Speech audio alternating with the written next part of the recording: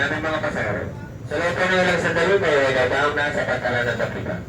Para po sa inyong kaligtasan, mangyari lamang na manatiling na kayo po at ang barko ay hindi paganap na nakakatao. Ingatan po lamang ng inyong mga lalaki upang maiwasan na kayo ay may maiwanan.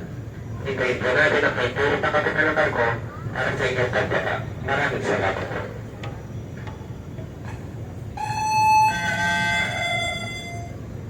Para po sa mga driver at kasanarang may dalang sasakyan, maaari na pinay pa sa karte.